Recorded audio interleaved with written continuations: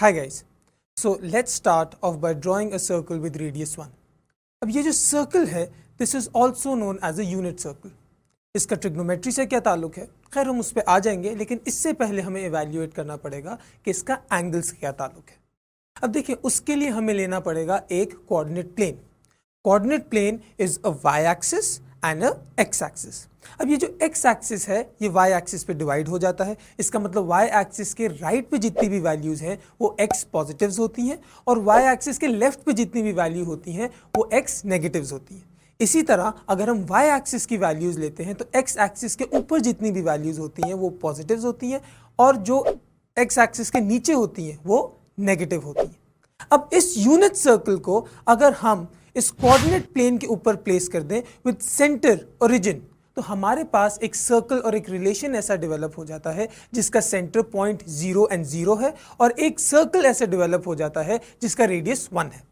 तो अगर आप इस इमेज को देखेंगे तो आपको इस चीज का अंदाजा होगा that this circle is divided into 4 quarters और हर एक क्वार्टर को क्वाड्रेंट कहा जाता है. ठीक है, जिसका पहला पॉइंट जो हम लोग लेंगे वो 1 0 लेंगे. इसका मतलब वो point which lies on the x axis. जब हम इस पॉइंट को लेके काउंटर क्लॉकवाइज करना शुरू होंगे तो आपके पास एक एंगल जेनरेट होगा और उस एंगल को कहा जाता है थीटा. अब हम इस एंगल की इवैल्यूएशन करेंगे. ठीक है, जितना ज्यादा आप इस एंगल को, इस लाइन को काउंटर क्लॉकवाइज प्लेस करते जाएंगे और मूव करते जाएंगे टुवर्ड्स द वाई एक्सिस, तो आपका थीटा की वैल्यू उतनी बढ़ती जाएगी. And there will come a point जहां पे आप इस वैल्यू को वाई एक्सिस पे प्लेस कर सकते हैं. बेसिकली दिस बिकम्स 0 1 और ये आपके पास 90 डिग्री एंगल बना देगा. सो पहले क्वाड्रेंट पे basically that touches the Y axis, उस पे 90 डिग्रीज बनेंगे.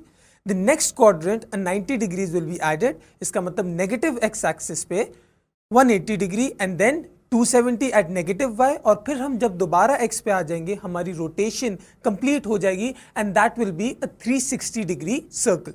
अब ये बात क्यों इंपॉर्टेंट है? ये बात इसलिए इंपॉर्टेंट है क्योंकि हम जितनी बार ये पीरियड रिपीट करेंगे, जितनी बार ये मूवमेंट काउंटर क्लॉकवाइज रिपीट करेंगे, उतनी बार हम 360 वैल्यूज ऐड कर सकते हैं. इसका मतलब ये हुआ कि हम लोग एक पॉइंट को, एक थीटा को कोई भी पॉजिटिव रियल वैल्यू दे सकते हैं because it covers all 360 degrees.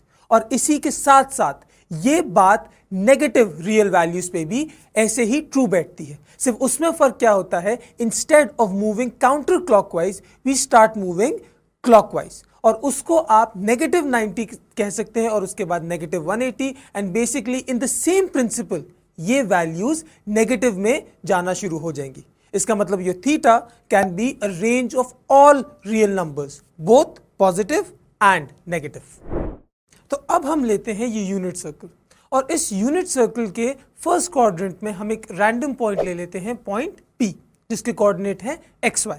अब देखें, इसके जब कोऑर्डिनेट्स XY है इसका मतलब एक इसका परपेंडिकुलर ड्रॉप होगा which will be equal to y और इसका जो बेस बनेगा वो होगा x.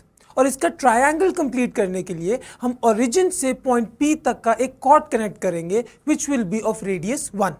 अगर आप इस बात को गौर से देखें तो इस ट्रायंगल को जो जिसकी एक साइड x है, दूसरी साइड y है, तीसरी साइड जो कि हाइपोटेन्यूज होती है उसकी वैल्यू है 1.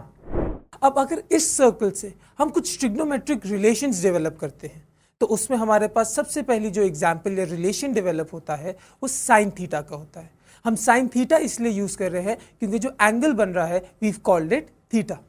साइन थीटा की जनरल वैल्यू होती है ऑपोजिट ओवर हाइपोटेन्यूज और इस सिचुएशन में ऑपोजिट है y and the hypotenuse is because of a unit circle 1. तो हमारे पास साइन थीटा की वैल्यू आएगी y ओवर 1.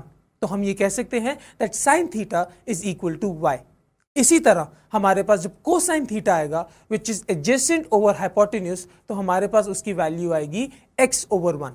तो हम ये कह सकते हैं कि cosine theta is equal to x. और जो तीसरा सबसे कॉमन ट्रिग्नोमेट्रिक फंक्शन एस्टैब्लिश होता है वो होता है tangent which is opposite over adjacent. So tangent theta is equals to y over x. और क्योंकि x यहां पे डिनोमिनेटर में है we need to keep in mind that x can not be 0. What we need to observe right here is that for each value of a domain हमारे पास एक range की वैल्यू आ रही है. इसका मतलब ये कि ये वैल्यूज ट्रिग्नोमेट्रिक फंक्शंस डेवलप करती हैं। अब इन तीन ट्रिग्नोमेट्रिक फंक्शंस की तरह अगर हम इनके रेसिप्रोकल्स निकालते हैं तो वो भी सिमिलर रेशियो से आएंगे, यानी कोसेक थीटा, सेक थीटा और कॉट थीटा भी हमें इसी प्रोसीजर से मिल जाएगा।